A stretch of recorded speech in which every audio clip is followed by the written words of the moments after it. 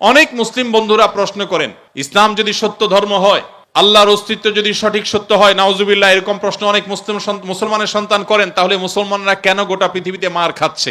কেন ফিলিস্তিনে আমরা দেখি বোমের নিচে মুসলমান? কেন কাশ্মীরেও আমরা দেখি নির্যাতনের নিচে মুসলমান? কেন সিরিয়াতেও আমরা দেখি নির্যাতিতে মুসলমান? কেন ইরাকে আমরা দেখি মার খাচ্ছে মুসলমান? কেন আফ্রিকা আমরা দেখি মার খাচ্ছে মুসলমান? কেন বার্মায় দেখি আমরা মার খাচ্ছে মুসলমান? কেন চায়নার উইঘুরে দেখছি আমরা মার খাচ্ছে মুসলমান? পৃথিবীর যেখানেই মার খাচ্ছে দেখবেন মুসলমান মায়ের নিচে আছে, উপরে মুসলমান নেই। তারপরও পৃথিবী বলবে মুসলমান সন্ত্রাসী। আমাদের অনেক মুসলমানকে তারা কনভিন্স করে ফেলেছে, অনেক মুসলমানের সন্তান কনভিন্স হয়ে গেছে, হ্যাঁ তাই তো, মুসলমানরা অনেক অশান্তি সৃষ্টি করে। 100 মিলিয়নের বেশি মানুষ হত্যা করা হয়েছে দুইটি বিশ্বযুদ্ধে, মুসলমানরা করেছে। মুহাম্মদ সাল্লাল্লাহু আলাইহি সাল্লাম তার আদর্শকে পৃথিবীতে প্রতিষ্ঠিত করতে গিয়ে 27টি যুদ্ধে তাকে সশরীরে অংশগ্রহণ করতে হয়েছে। এই সকল যুদ্ধে যত মানুষ মারা গেছে সবগুলোর যোগফল কত জানা আছে আমাদের কারোর? মাত্র 1000 মানুষ। এর মধ্যে 600 জন বিশ্বাসঘাতকতার অপরাধে দণ্ডিত হয়ে মৃত্যুদণ্ডের মুখোমুখি হয়েছে, আর বাকি 400 মানুষ মারা গেছে 27টি যুদ্ধে। কল্পনা নয়, গল্প নয়, বাস্তব। একটা ইউনিয়ন দখল করতে গিয়ে তো 400 বেশি মানুষ মারা যায়। আজকের পৃথিবীর মানবতার সবক দেওয়া মানুষগুলো পাখির মতো মানুষ মেরে যেখানে সমান করে ফেলছে, সেই মানুষগুলোই আবার মুসলমানদেরকে বলে যে মুসলমানরা নাকি সন্ত্রাসী, মুসলমানরা নাকি পৃথিবীতে অশান্তি সৃষ্টি করছে। অথচ গোটা পৃথিবীর যেখানেই যুদ্ধ চলছে আপনি দেখবেন অস্ত্রের নিচে তাকালে দেখবেন মুসলমানের চেহারা, আর কোন ধর্মের মানুষের চেহারা আপনি দেখতে পাবেন না। এত কিছুর পরও মুসলমানকে গালি শুনতে হয়, সবচেয়ে বড় মিথ্যা অভিযোগ তাদের উপরে করা হয়। অথচ মুসলমানরাই হলেন পৃথিবীর সবচাইতে শান্তিকামী, সবচাইতে শান্তিকামী। যেই কোনো বিচারে আপনি উন্মুক্ত মনে যদি বিচার করেন, আপনি দেখবেন যে পৃথিবীতে কোনো গণহত্যার সাথে পৃথিবীর ইতিহাসে মুসলমান শাসকদের বহু দোষ ছিল, বহু ত্রুটি ছিল, শতকণ্ঠে আপনি সমালোচনা করতে পারেন। আজকের বিশ্বের মোড়লরা যেভাবে গণহত্যা করছে, পাখির মতো নির্বিচারে মানুষ মারছে ফিলিস্তিনের মাটিতে, সেই মানুষগুলাই যখন কোনো ভিডিও ফুটেজে দেখেন ফেসবুকে, ইউটিউবে, তারা হেলিকপ্টার নিয়ে তাদের সেনাবাহিনী গিয়ে একটা গর্তে, কোনো একটা ড্রেনে কোনো কুকুর ছানা পড়ে গেছে, একটা বিড়ালের ছানা পড়ে গেছে, সেটা উদ্ধার করার জন্য তারা লেগে গেছে, আপনি তখন বলছেন ওয়াও কত মানবিক তারা।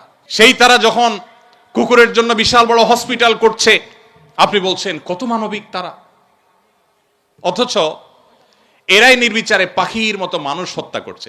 এবং অনেক সভ্য দেশ আছে যেই দেশে শুধু ফিলিস্তিনি নির্যাতিত ফিলিস্তিনিদের পক্ষে পতাকা নিয়ে আপনি রাস্তা বের হবেন, রাষ্ট্রের আইন অনুযায়ী আপনি অপরাধী বিবেচিত হবেন।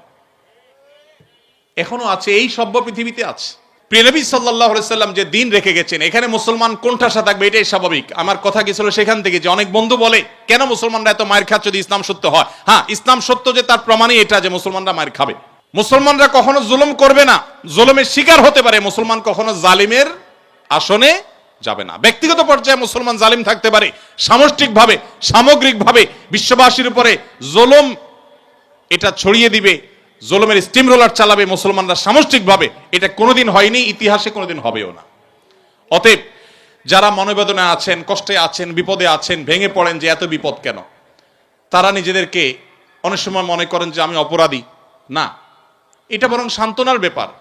যে যত ইমানদার হবে তার জীবনে যত পরীক্ষা আসবে তার থেকে তত কষ্ট করতে হবে এবং কষ্টের মধ্য দিয়ে পার হতে হবে। ইমানদারের সাফল্য হলো যে যত কষ্টই হোক না কেন, একভাবে না একভাবে কষ্ট শেষ হবে। কোনোভাবে যদি শেষ না হয়, মৃত্যুর মাধ্যমে শেষ হবে।